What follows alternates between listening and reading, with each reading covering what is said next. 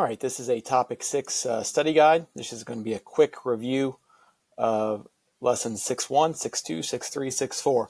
Now on this first page, what we're going to see is just some vocab words that we're going to need to know.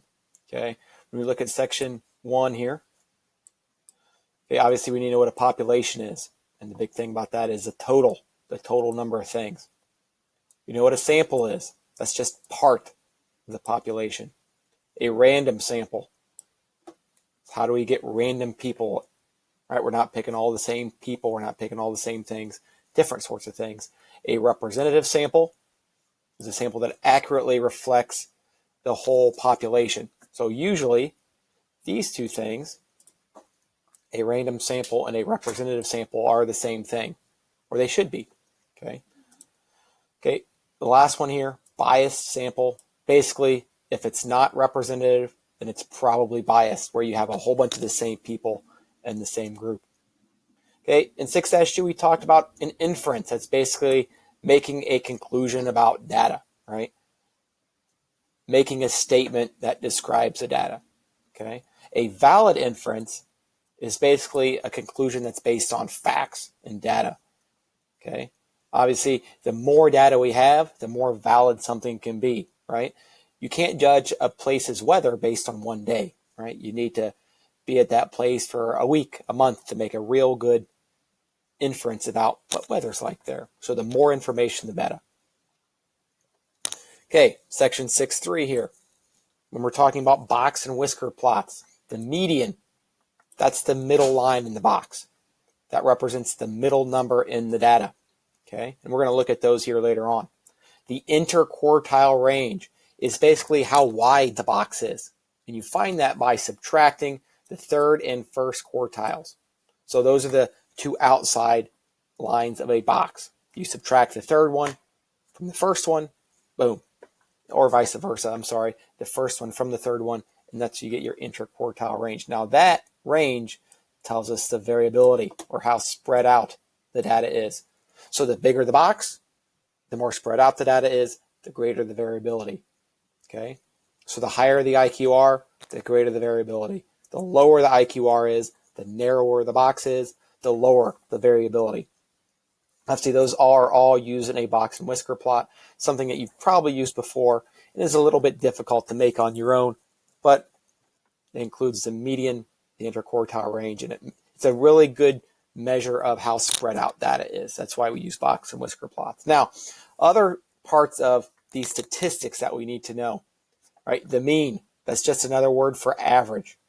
So if you're asked to find the mean of something, you find the average. That's where you add all the numbers up and you divide by the number of things. Okay. The mode, that's the number that occurs the most in the data. So if you collect all these numbers, and you have all these 5s, and 5 is the most occurring, that would be your mode. The range is the difference between the biggest number and the smallest number. You just subtract them. Now this next word here, the mean absolute deviation, very confusing word. It basically means how, on average, how far is everyone else or all the other data points away from that mean. So say you find the average of a set of data, that number basically tells you how far each point is away from that average. Now, the mean, median, and mode, these are all referred to as measures of center. They help identify this central position. Okay, mean, once again, is our average. The median is the middle number. The mode is the number that occurs the most. Now, all of these measures of center can be affected by outliers. And those are basically numbers that are so high that don't represent all the other things, and numbers that are low that don't represent the other things. And the outliers, they affect the average the most. Okay, if I'm trying to take an average of test scores, and for some reason there is a 0%, right, that's not indicative. So I'm going to throw that one away, and I'm going to get rid of it. Okay, so outliers affect the mean. They make it either go up or they make it go down. And when we think of a box and whisker plot, the outliers are basically those whiskers. They make the whiskers of that plot. Okay, let's look at a couple examples here on the next page. Okay, 6-1, we're talking about populations, and we're talking about samples. Okay, so a quick review. A population is an entire group of people, items, or events. Most populations must be reduced to a smaller group or a sample before surveying. A representative sample accurately reflects the characteristics of the population. In a random sample, each member of the population has an equal chance, that's important, of being included. So the chart below describes the favorite flowers of customers of the honeybee florist. Well, 15 said they like roses, 19 said they like daisies, 16 said they like tulips. So in this case, if a question asks you, well, what's the population and what's the sample of this? Well, the sample is just the number of people that were asked. Okay, that's always a smaller part. So the customers that were asked, and all you have to do is just add up these numbers. 15 plus 9 plus 16. That gives us 40 customers. So that's the sample. It's not all of the customers that shop there, but just the ones that were asked. And the population then would be all of the customers that come in and buy flowers, right? Population is all the things. The sample are just the people you ask, okay, in the survey. Now, drawing inferences, talking about making conclusions. What can I conclude from what I'm looking at? An inference is a conclusion about a population based on data from sample or samples, right? That's key. We make an inference based on data, what we see, what we can observe. Patterns or trends in data form representative samples, okay? And we use these representative samples to make valid inferences, right? If we use a sample that's really good and it includes all different types of people, places, things, okay, we can make a valid inference that reflects what we're trying or reflects our population the best, okay? Estimates can be made about the population based on sample data, right? We use this sample data to kind of project out. Okay, if 15 out of 20 people in this class like the color blue, then we can use that information to figure out how many people out of a 200-person school like the color blue. Okay, so here's our example. It says there are 400 students at Polly School. She surveyed a random sample of 80 students to find their favorite hobby. 19 said they like to read, 30 said they like to be with friends, 8 said they like to do crafts, 23 said they like to play sports. So what's an inference we can make? Well, I bet I can say this. Doing crafts is the least popular, right? It's got the fewest number, so it is the least popular hobby at Polly School, okay? Boom, there you go. Now, another thing we can do, and this is a question you're going to get, is how can we use these numbers to try to create a proportion, right? What if I want to know, well, how many people would like crafts out of 400, okay? That's where we have to use a proportion. What that looks like is this. We set up a ratio on both sides. We set them equal to each other. That's our proportion. And on the left side, right, on this side is where we're going to take this information from our sample, okay? So what we're going to do, we're going to put this 8 on top. And then what we're going to do is we're going to add all the students that she surveyed. And right here it says she surveyed 80 students. So that's the total out of our sample. So down here, we're going to put 80. Okay, so that's our first ratio. Now the second ratio here, this is going to represent our population. Well, our population is this, 400. So at the bottom, we're going to put 400.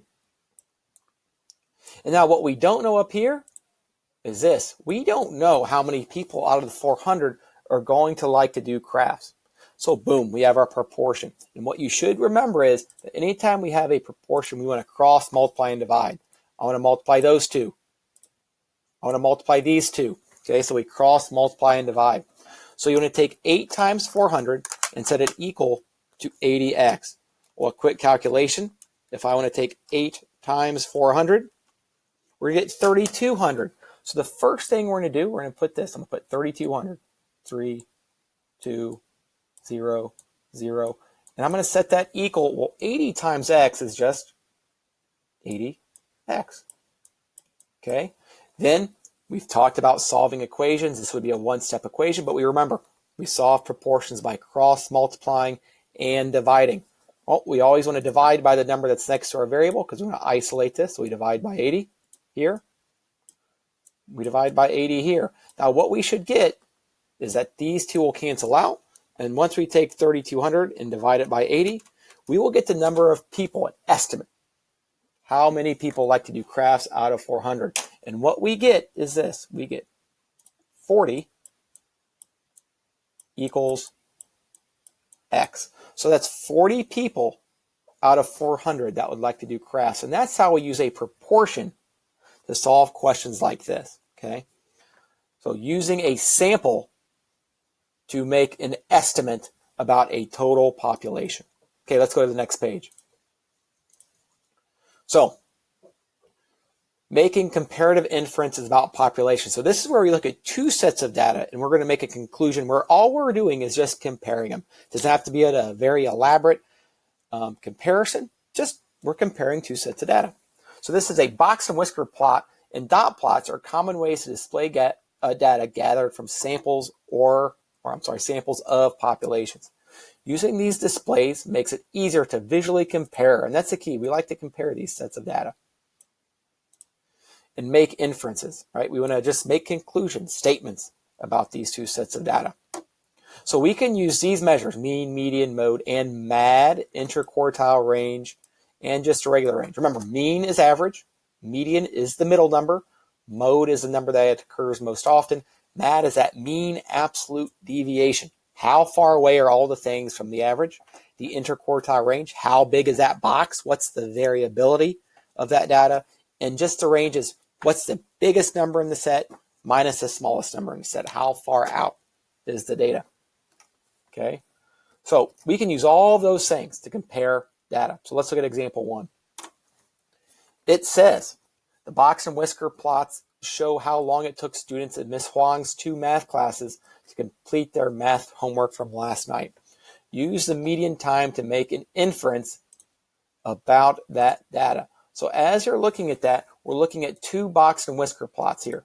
Okay, so we just want to compare those 2 box and whisker plots.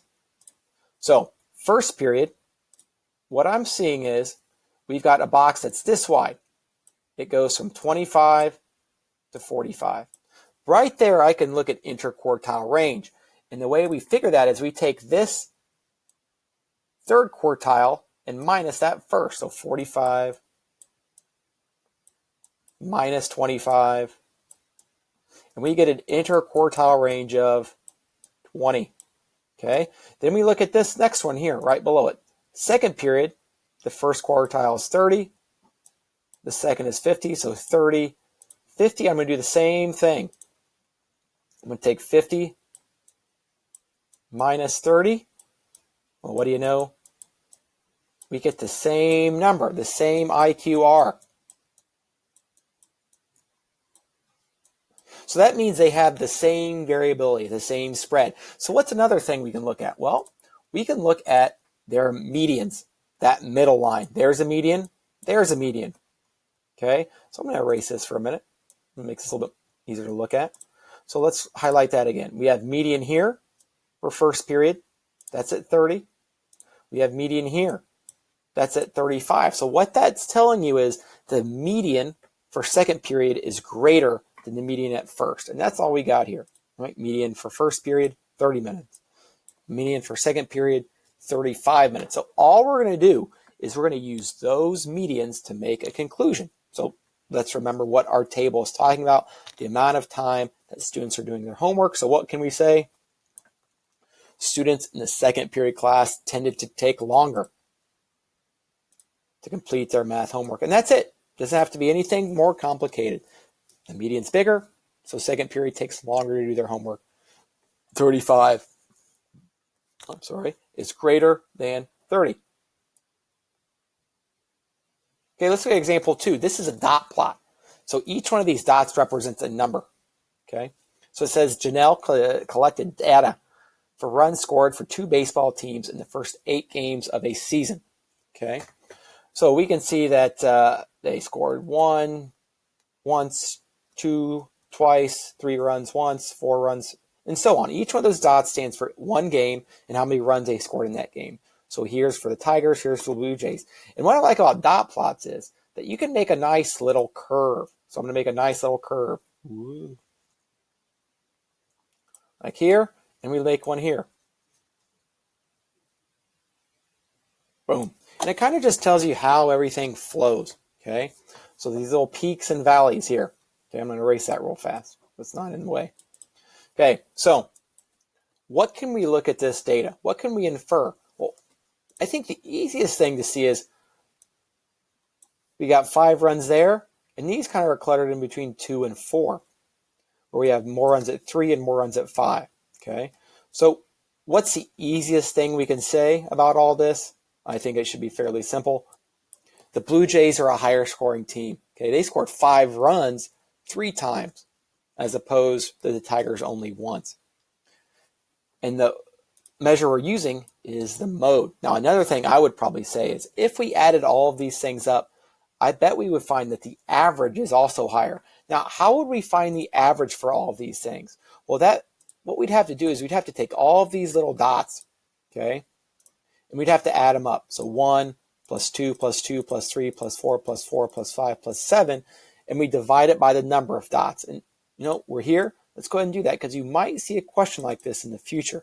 So we're going to take 1 plus 2 is 3 plus 2 is 5 plus 3 is 8 plus 4 is 12 plus 4 is 16 plus 5 is 21 plus 7 is 28. So this first one here is 28. Now we want to take the sum of all these games and divide them by how many games are played. So it says 8. So I'm going to take that and divide it by 8. Now we're going to get a little decimal here, which is fine. 28 divided by 8 gives us about 3.5. So their average or mean was 3.5. I'm going to put a little line because that's for the Tigers. We do the same thing here for the Blue Jays. So 2 plus 3 is 5, plus 3 is 8, plus 4 is 12, plus 5 is 17, plus 5 is 22, plus 5 is 27, plus 7 is 34. So 34 over 8. And already we should see that this is going to be higher. So 34 divided by 8 gives us 4.25.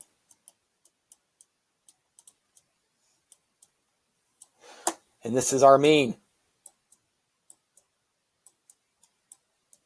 So that's another set of data we could use. Obviously, the mode is much easier to see. We just count the dots. The mean, we have to add up all the things and divide by the number of things. So we do the same thing. We can say the Blue Jays is a higher scoring team because their average is higher. Okay? So all these different ways are different examples of how do we compare data. Okay. Thank you.